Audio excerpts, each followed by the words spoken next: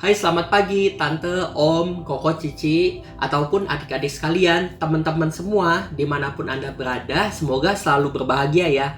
Nah, di sini dengan Ray, sebagai seorang qualified wealth planner bersama rekan-rekan, sedang melakukan survei nih, ingin minta pendapatnya di bidang namanya double asset. Nah, nanti teman-teman boleh ya share pendapatnya setelah lihat video ini seperti apa. Karena ini cara melipat gandakan kekayaan teman-teman. Oke, mari kita mulai ya teman-teman. Nah, gini, kita kan usaha nih atau kerja untuk menjadikan aset teman-teman atau menambah aset yang ada. Atau teman-teman malah ngabisin aset nih. Nah, itu nggak masalah. Nah, misalkan kita sudah punya aset nih teman-teman. Misalkan total 12 miliar teman-teman. Nah, ini Ray analogikan sebagai sebuah pohon. Nah, pohon ini bernilai 12 miliar teman-teman. Nah, dengan cara double asset ini, Ray bakal menjadikan pohon satu lagi teman-teman.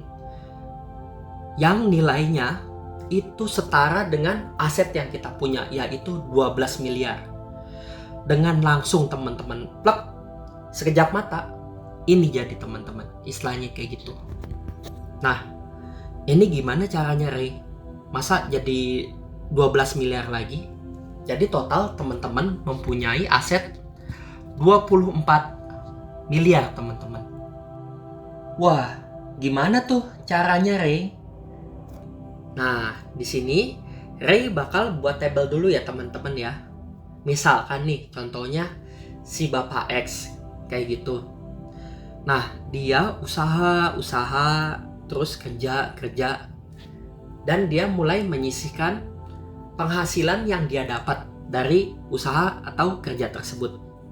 Misalkan 100 juta per bulan, 100 juta, 100 juta, 100 juta. Berarti kalau 10 tahun ada 12 miliar ya teman-teman ya, betul ya?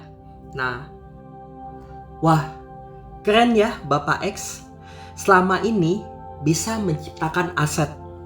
Tapi sayang, kalau Bapak X gak ada, Bapak X gak bisa ciptain aset lagi.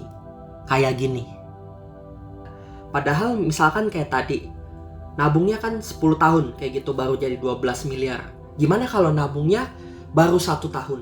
Berarti nggak jadi 12 miliar dong teman-teman. Nah, terus maksudnya gimana sih Ray? Maksudnya jadi kalau Bapak X-nya nggak ada, malah dia emang bisa nyiptain aset lagi kayak gitu. Nah, itu dia teman-teman.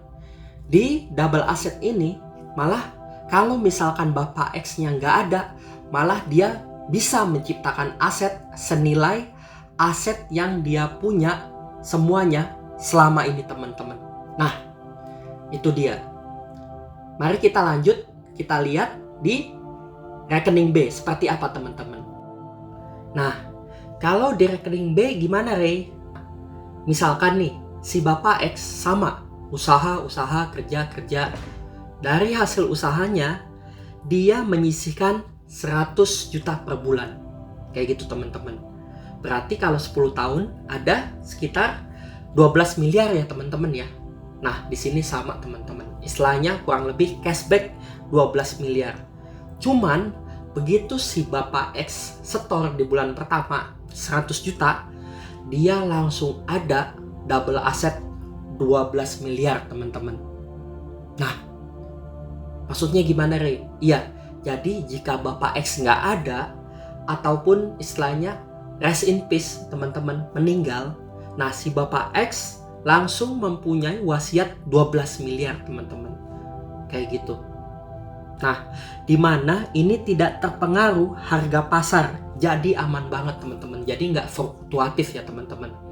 Karena jika semakin berumur, investasi kita harus semakin aman, bener gak teman-teman? Jadi ini langsung ada teman-teman, kayak gitu. Jadi kurang lebih setelah 10 tahun store, Bapak X ada 24 miliar teman-teman, seperti itu. Nah, oke nggak? Apalagi misalkan jika baru 1 tahun nabung, tiba-tiba Bapak X nggak ada. Justru kalau nggak ada, Bapak X tetap bisa menciptakan aset teman-teman. Nah, itu dia. Terus kelebihannya lagi, Jika sudah membuka rekening ini, Bapak X tidak perlu memikirkan wasiat lagi. Karena sudah ada. Jadi Bapak X bisa menggunakan uangnya yang ada sekarang asetnya untuk keperluan Bapak X sendiri. Karena sudah disediakan oleh rekening B ini. Terus, di double aset ini itu tidak ada pajak ya teman-teman. Yaitu bea perolehan hak atas tanah dan bangunan atau BPHTB sebesar 5%-an teman-teman dari objek pajak. Nah, itu nggak ada teman-teman.